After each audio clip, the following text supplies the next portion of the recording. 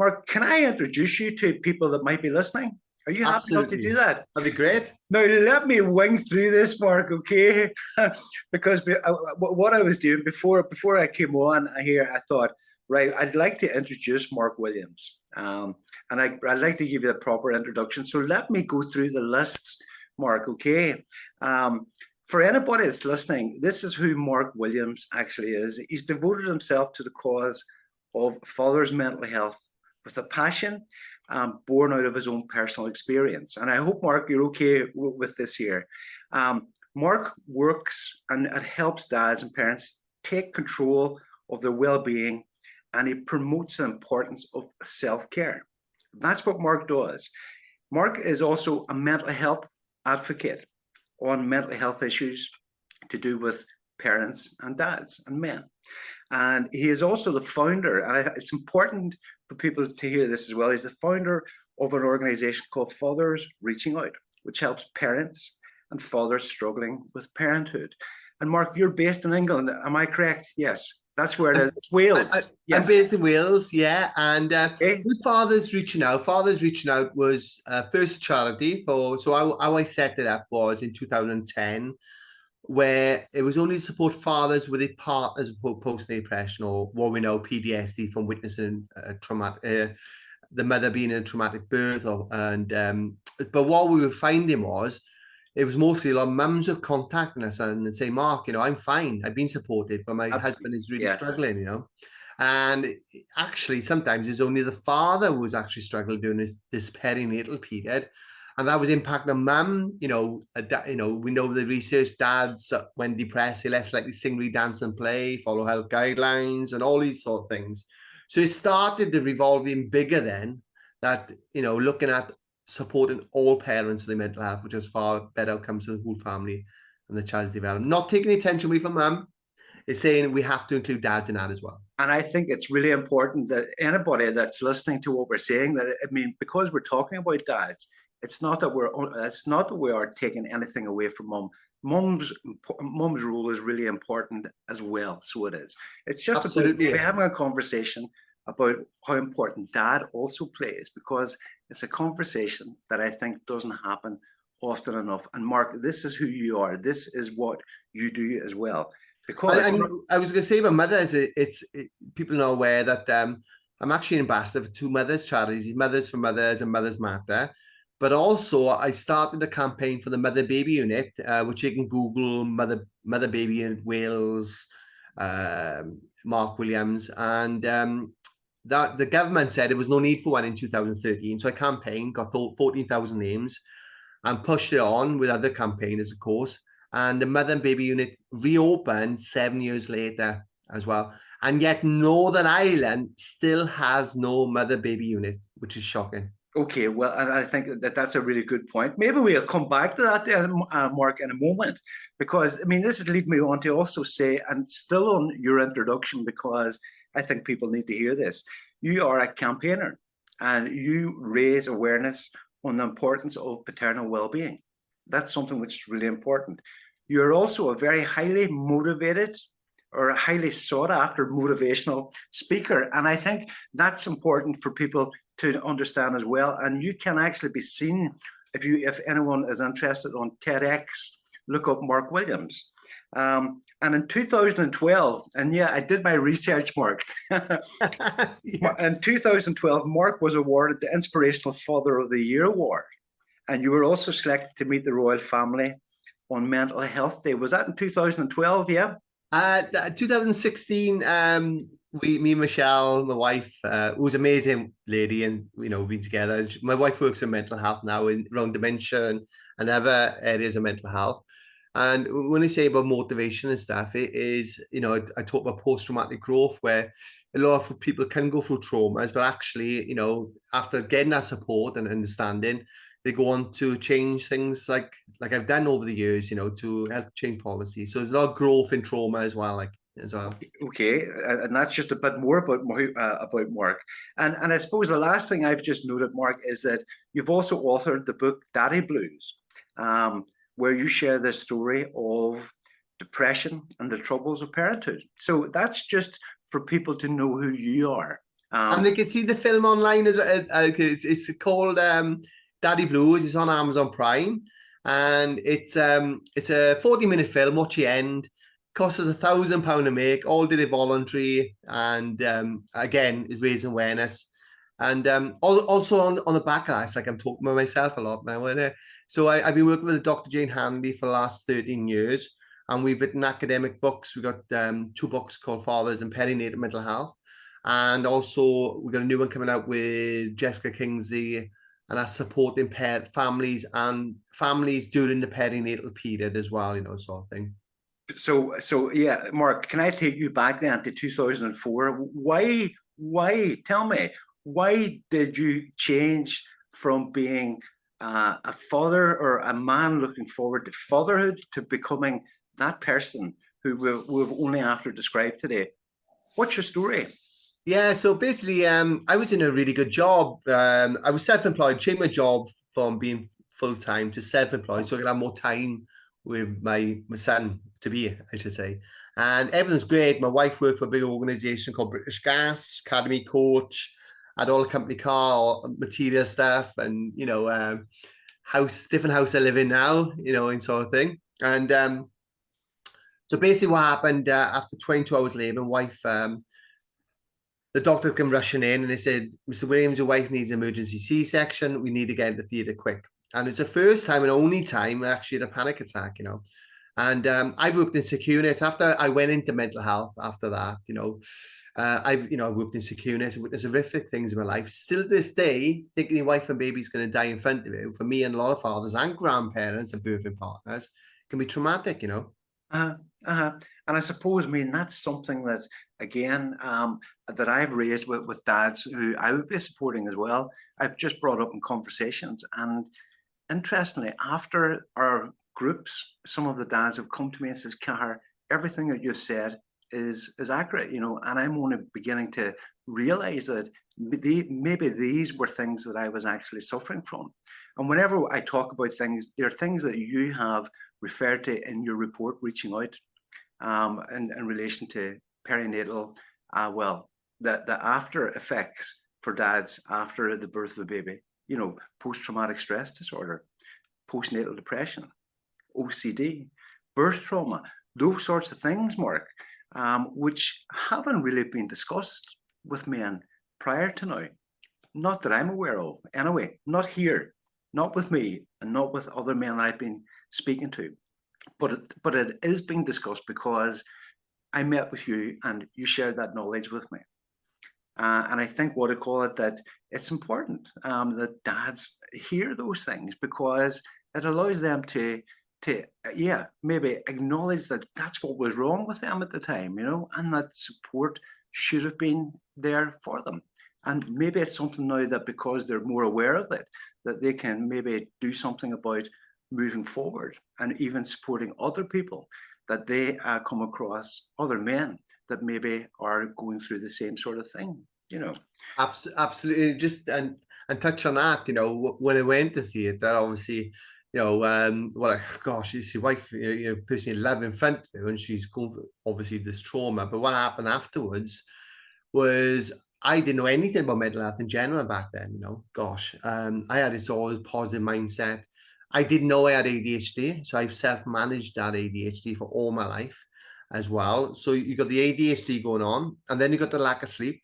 Then you witness your wife go through for a traumatic birth, and then you come home and my wife was so unwell that she tried to take her life by suicide. And this woman had never, inspirational woman, had never been depressed or anxious ever before, apart from that time. And then, you got money worries coming in, because I had to give a job for 6 months because I had to care for my wife. I was self-employed. There was no money coming in, mortgage to pay, credit cards being used. We had a different house back then, new mortgage. Isolation, loneliness that I was starting to have, because obviously I didn't know any other fathers having gone for the similar experience. And also then I was starting to get depressed then myself then, and I always say to people, all the thoughts and feelings about mums are post-depression, guilt, not good enough, bonding, struggle, all that stuff. There's no one the dads can't experience on this as well. And I explain, because all the myths will always be, it's just hormonal. And you look at all the stronger evidence, of course, it is a part, But when you look at all, all the doctors and speakers, and I hear, it's lifestyle changes, transitioning, sleep, unable to bond with their babies, all the things we know with postnatal depression, and guilt, not thinking they're not good enough as a dad, OCD we mentioned just now. So all I describe with my friends is, if there was no pregnancy or baby, I wouldn't have suicidal thoughts in the postnatal period, which was happening to me as well. Okay, and then you have also outlined as well, Mark, that men are 47 more times to take their life if they suffer from depression during the perinatal period. Absolutely, yeah. It's normally 4.8, which is high enough anyway, but then it shoots up, and if you've got like a diagnosis or and Which other is things, really high, Mark. it goes high, massive. So we got the biggest killer men under 45 being suicide, and we know the high rates of suicide in Northern Ireland as it is, and it's one of the probably highest in the UK as well. So it's another reason why Northern Ireland should have this policy changes and all the things in education as well, because like I say, maybe we can lower those risks of suicide, because a lot of fathers like myself will go into services after the postnatal period and they don't get diagnosed with PTSD, birth trauma. I always say to people, what is PTSD? We know it's anxiety, post-traumatic stress disorder. It's an anxiety disorder, either witnessing or experience a life-threatening event.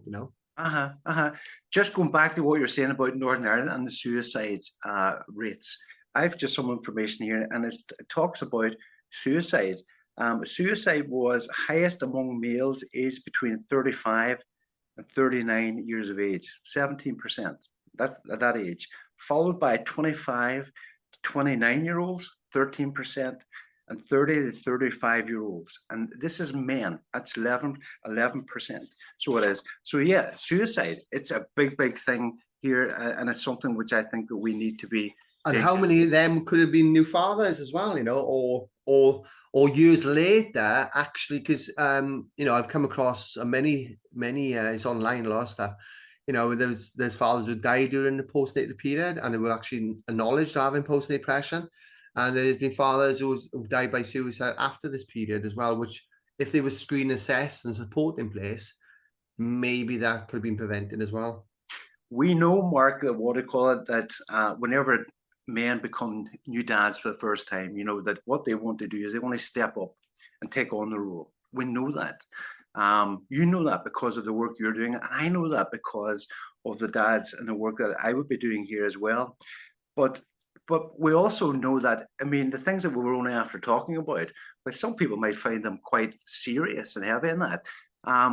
It's important that men are able to vent and talk about those things as well. But we know that men are less interested in actually in building emotional and supportive networks for themselves. And because of that, then they're unable to talk about those things. And I really think, that that's something that needs to be encouraged. So it does amongst men. Because often, they wait until they're in a crisis. And we don't want new dads to wait until they get very depressed, because obviously, they're supporting mom, they're supporting their child, and they need the support that they should be entitled to if they need that as well. Absolutely. How do we change? How do we make a difference there, Mark? Well, I believe is education, and not just for the fathers, for mothers as well. So mothers can understand that fathers can struggle during this time, because and get the parents to communicate with each other as well. Because one of the things that what I found in the years when I've done with parents as well is that sometimes dad won't tell their partners because they worry about their own mental health, like I did, and then mum's overthinking, is me anything I've done, and then it can when the dads actually say, look, I'm struggling here, that can benefit mum a lot more than mum overthinking, and especially during this time. So communication for parents is huge around this area as well. Yes. Also policy changes, as we know, so we've changed policy where long-term planning England will screen assess dads only if mums are in special services. As we know, a lot of mums don't get those services, so there's still a big gap. But also, we got to start looking at the Equality Act and all the other things around human rights and the World Mental Health, and say, look, we have to start including dads now. We have to include dads for everything, and certainly around this important area of mental health. I think we talk about mental health, early prevention starts at pregnancy. If we can start getting right during the perinatal period, the cost effective. Now, I give an example. The Maternal Mental Health done an economic report several years ago, which helped create more specialist services for mums. And they said that if we invested £337 million per year, it would save 8.1 billion. Now that's 78% on the child's development and 22% on the mums. Now that doesn't include dads in that economic report either. So all these reports, so what we're saying is, as a government level, because they like to save money as well, that if we have this early prevention and really invest in this early years, then the outcomes are far greater in society and overall. So the healthcare then should be positively supporting more co-parenting. That's really what we're talking about here, Mark. Every parent, regardless, same-gender parents, every parent should be included in that support. And I know that that's something that you campaign on endlessly, particularly where you are in England, Wales, and Scotland. I'll be looking forward to you coming over to Northern Ireland next year, Mark, to see what I just want to say, honestly, it was absolutely one of the best experiences I had when delivering training, because everyone in the room was so passionate. And I'm not just saying this lightly. And if my wife was here, she would tell you, I was so excited. Well, I was a bit down coming back a bit, because obviously that room doesn't happen all the time. It was amazing from my point. And I learned off you guys as well. And definitely. It's like the valleys. I know it sounds a bit thing that I found it was like the valleys, everyone talked to you, and it was very friendly out there. And it's got a bit of a soft spot now for Northern Ireland as well. Mark, as I was saying to you there, and whenever we met, I think that what makes an experience like that really, really powerful and memorable is the fact that that because you talk to people rather than talk at them, then people respond to you. So they do, as happened during those 2 days. And I think everybody felt very valued, because you were asking for their opinions and their input as well. And that's what makes the difference, Mark. I think, whenever you're working with a group, whenever you're discussing things such as we were. And a lot of it comes down to you, the facilitator, the person, and you've got to take credit where it's due here, Mark, at the same time. So you have, Oh, it's okay. My son just called me. What's that? Food, cat's food. Cat's food? Yeah, cat food. It should be somewhere, Ben. So if it's none. Sorry, my son, he works upstairs. He's working from home. What if he's none there?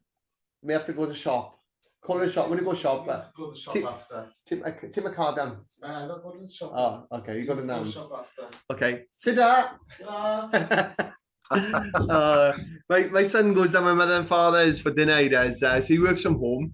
And then he goes down and then he has dinner with my mother and father. And they spoil him, How old is he now then? He's 19 next month. 19 next month. You've been campaigning for 19 years then, Mark? Well, I'm campaigning since how it came about.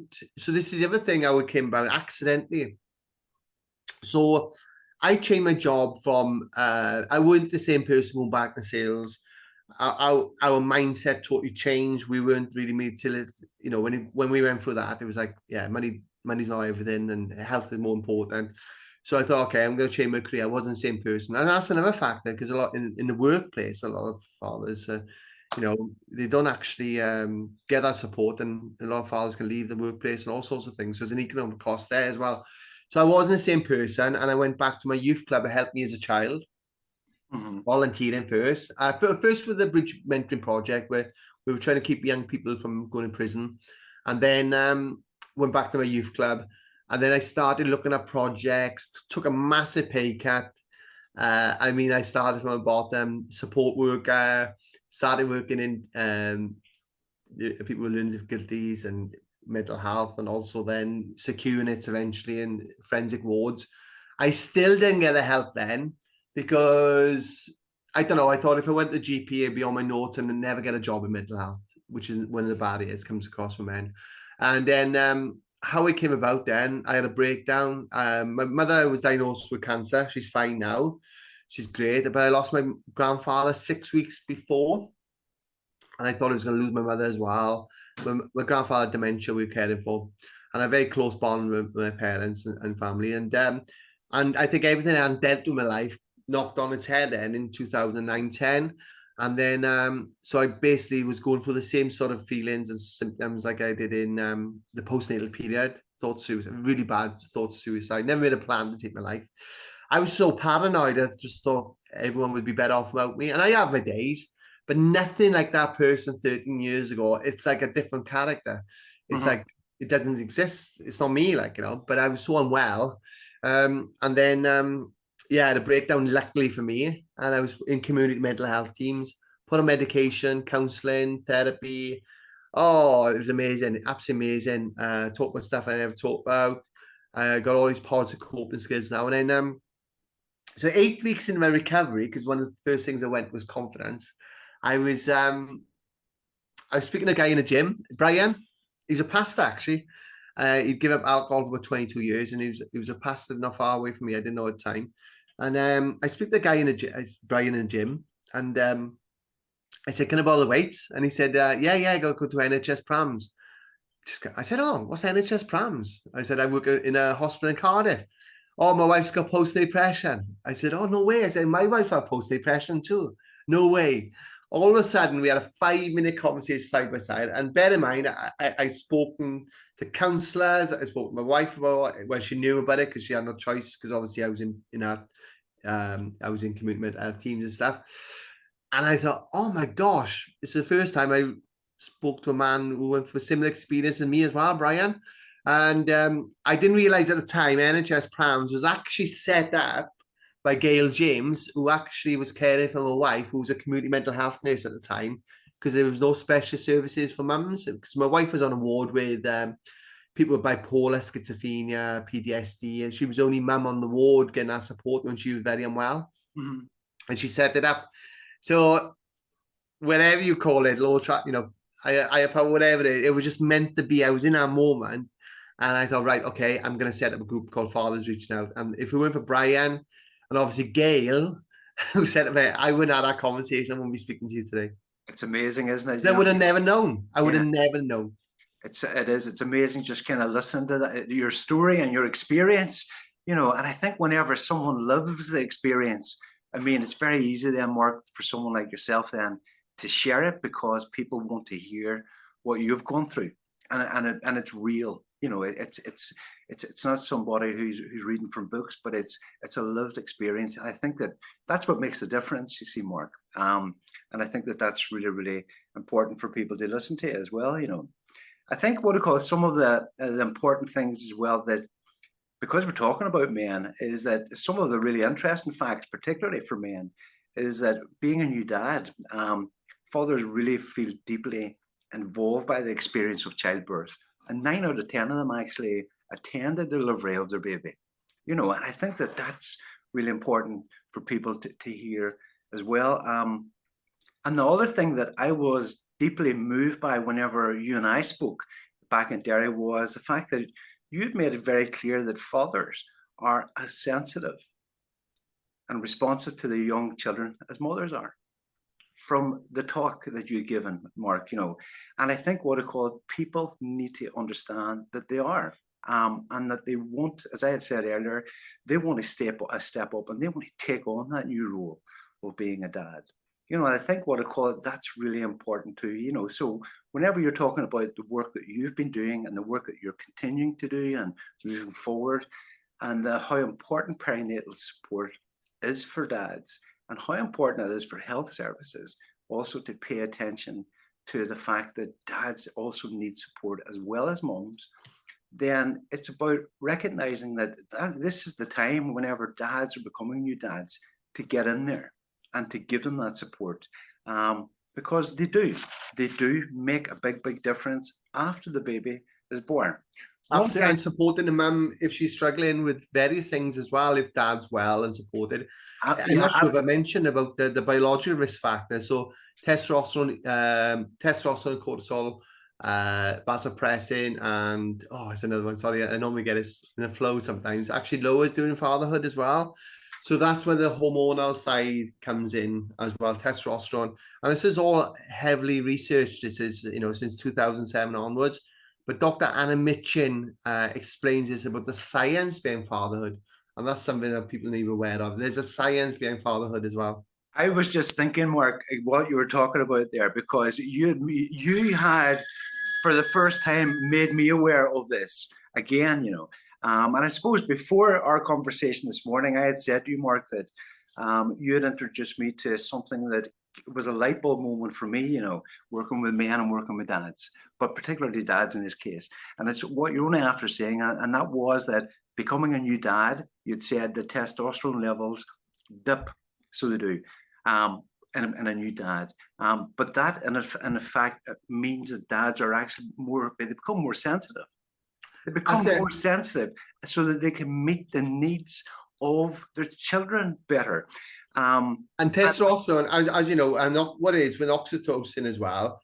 With oxytocin, when that's skin to skin, it creates a bond and attachment as well. So dads can be emotional. That's the time when we really need to include dads to create that bond. And there's actually research that shows the dad's brain and the baby's brain rewiring when they creating a bond and attachment as well. Exactly. And I think what I call it, I think that illustration that you had provided, which was a father's brain and a child's brain, and the father embracing the child, it showed that fathers are just as primed as moms to respond to their children, because it showed the endorphins, what I call it, in the image of both dad and child. And that was really powerful. So it was. And it's really important, I think, that people know all about that as well, Mark. I'm so looking forward to meeting you again in person whenever you come over, and I know that whenever you do come over, what we'll do is we'll make it social rather than educational, Mark. Yeah, no, definitely. We'll definitely do I that. got my other cat wants attention now. They both, honestly, they don't like me on the computer. They start jumping on the computer and stuff. They just want attention all the time. Mark, what's next then? What's next? So obviously I've just obviously changing NICE guidelines for the UK National Institute of Centre of Excellence. That's the NICE guidelines. So we have excellent pathways care. There's a lot of organisations making informal pathways because they realise the importance of this now, obviously. I've just been involved with the all-party parliamentary group for the first time. Father is actually on the agenda when it comes to perinatal mental health now as well. That's in England. That's Westminster, yeah. So that's Westminster, and then so hopefully that will create more noise. My MP Chris Elmore, I've spoken in Westminster many times on this area, so I've got a very good support network with my MP. Is very good, and my local AM, which is Assembly Minister Hugh Rankin Davis, he's always championing, pushing this forward. So it's really getting a couple of politicians on board in Northern Ireland, really. And I think that's what you're just maybe making very clear, that it's important to get people who are in positions of power like that to champion what it is that we need to be doing to raise more awareness about the importance of them. And I say anyone, if I can do it, invite to your MP, if it's a dads or anyone organization, say, look, we need to start taking this seriously, and get the people around the room as a steering group to push this forward too. There's a phrase, Mark, that I'm trying to sort of push now, and that is, let's change the conversation about dads. Let's create a positive narrative around the important role that a dad plays. Absolutely. I love that. Yeah, definitely.